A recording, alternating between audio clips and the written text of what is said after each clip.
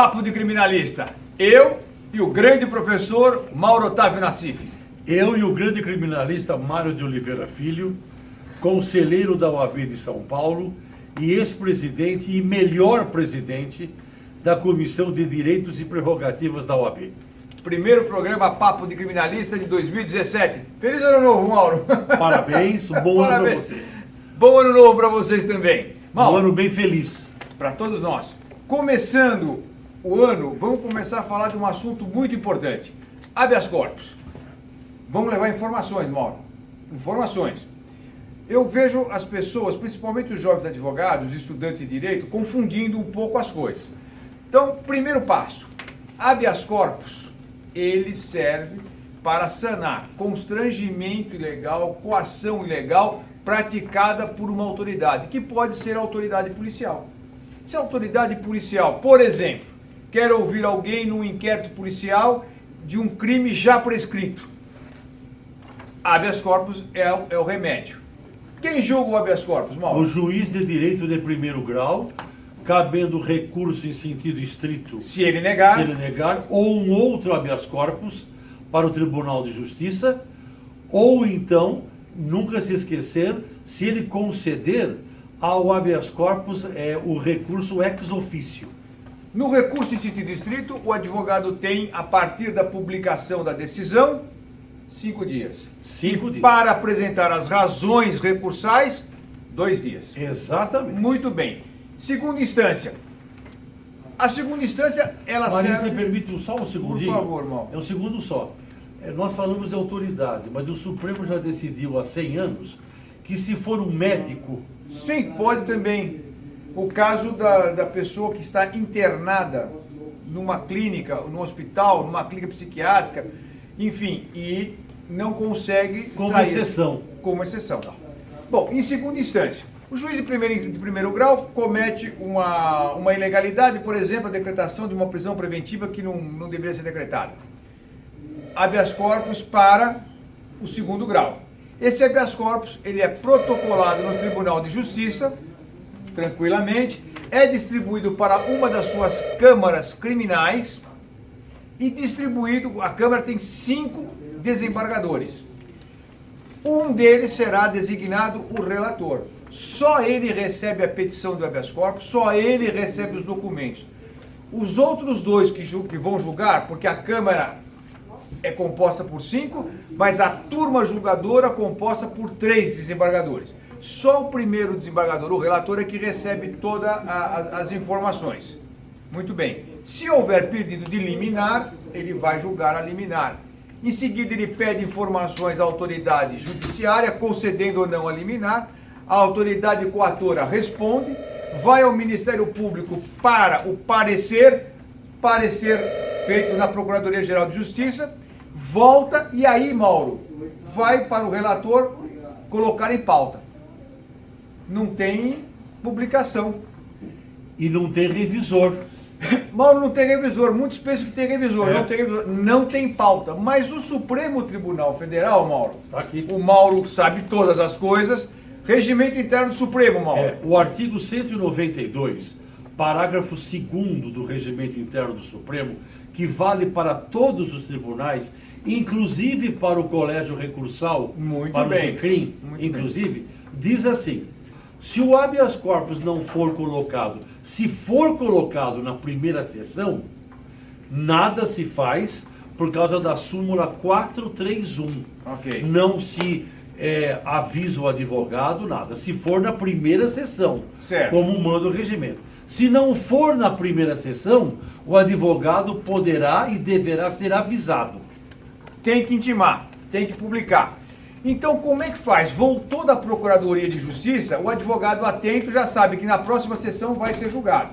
Faça os seus memoriais e leve aos outros 2 desembargadores cópia integral do habeas corpus, porque eles não sabem o que vão julgar. E muitas vezes acompanham o relator na confiança. Então, é importante, além da sustentação oral, os memoriais para que eles tomem conhecimento do que está acontecendo. Mauro, E também o memorial para o procurador. para o procurador. Nem sempre se faz isso, mas pode fazer. Procurador de sala, tem que falar obrigatoriamente? Não, ele obrigatoriamente não. Ele pode falar ou não. Se o advogado impetrante não estiver presente, ele pode falar. Uma coisa importante, no Tribunal Regional Federal, e mesmo no STF, e mesmo no STJ, nem sempre os representantes do Ministério Público falam. No Tribunal de Justiça de São Paulo, eles falam em tudo, não deixa passar absolutamente nada. Na maior parte das vezes, para discordar da defesa. E eu quero falar. Você tem a palavra.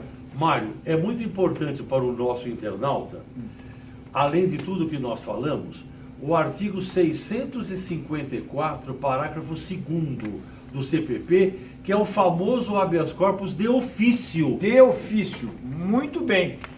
E que pode ser concedido por qualquer autoridade judiciária contra a autoridade que esteja hierarquicamente dentro da administração abaixo dela. Mauro, perdeu o habeas corpus por 2-1. Já ouvi dizer, embargos infringentes. Vários falaram isso. Não tem embargo infringente em habeas corpus. E embargo de declaração?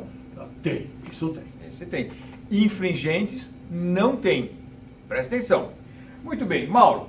Existem 2 ritos para o habeas corpus, o sumário e o sumaríssimo. O internauta possivelmente não conhece, porque é uma coisa nova. Eu posso falar? Vossa Excelência tem a palavra. É 38 segundos. É o seguinte, normalmente, o habeas corpus, o writ não é right, não é right. Coisa. O writ ou mandamus, outro dia eu li num acordo do Supremo, writ of mandamus, também está certo.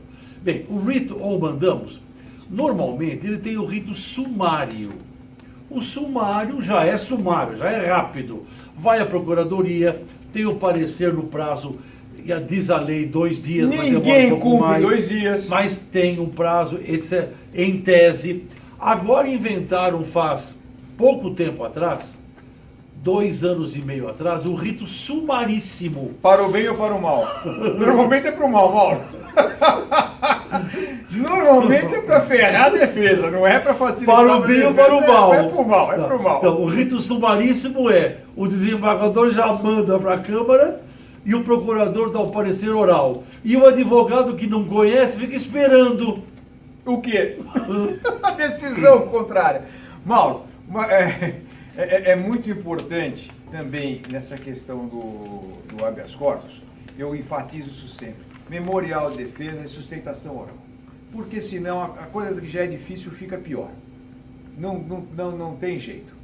E, Mauro, no TRF, por exemplo, lá os 5 desembargadores federais votam no habeas corpus. Então, quanto mais melhor. Eu também acho. Quanto Até no caso de empate, claro. O indúbio pró-réu e não pró-societário, que é um negócio que não está escrito em lugar Exatamente. nenhum. Eu ganhei há pouco tempo atrás um HC no STJ por empate, porque normalmente são 5. Sim. Um ficou doente. Eu ganhei um TRF assim. Ah, você ganhou, é? Ganhei. Aqui em São Paulo? Aqui TRF 3. E foi por 2-2. 2-2. Então, E um deles ficou doente. Não. Não foi. Não foi. O meu ficou doente. Sabe o que? Cachumba. Ô Mauro, estamos chegando no finalzinho. Eu quero dizer o seguinte, tem desembargador, eu já ouvi isso falar, e voto, dizendo que o habeas corpus só é cabível para questão de locomoção, de prisão. Absurdo. Isso é um absurdo. Porque o código fala nulidade. Por exemplo, Mauro, querer ouvir uma pessoa no inquérito policial por escrito. Claro, não pode. Não pode. Isso é até abuso de autoridade. Não, doutor, mas nós vamos ouvir só como... Não, nem como declaração, nem com coisa nenhuma. Mário, você me desculpe, está na lei 4898/65, abuso de autoridade. Uma lei feita, inclusive, sob a égide da ditadura militar. Mas, ô Mário, eu quero, para encerrar, fazer uma pergunta para você, que é o seguinte, você já teve algum habeas corpus na sua carreira que você ganhou por 2-1? Vários. Para encerrar, contando até uma historinha, uma vez eu fui fazer um habeas corpus, uma sustentação, e cheguei lá, mas era um caso tão simples, tão óbvio, não simples, tão óbvio, que eu falei, eu não vou fazer a sustentação oral. E o meu irmão, Mário Sérgio, grande professor da Universidade Mário Chamberlain, Falou, Mário, já que você está aqui com beca, tu faça sustentação oral. E o desembargador era o Emeric Levay.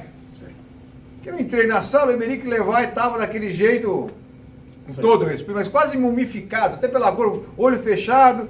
Aí eu fiz a sustentação oral, ele não deu a menor pelota, veio o procurador de justiça, um jovem procurador, muito bom, e pela concessão da ordem, o Emeric quase caiu da cadeira. Retirou de pauta, ficou assim, atrapalhado lá com os papéis, retirou de pauta, voltamos outra semana, ele mudou e foi concedido por 3 votos. Uma história muito boa essa, muito boa. Quero avisar os nossos amigos que nós já estamos no YouTube, você já vai assistir esse vídeo pelo YouTube, no canal Papo de Criminalista. Mauro, primeiro programa do ano, falando de habeas corpus e grandes informações. Um abraço. Papo de Criminalista, a gente volta.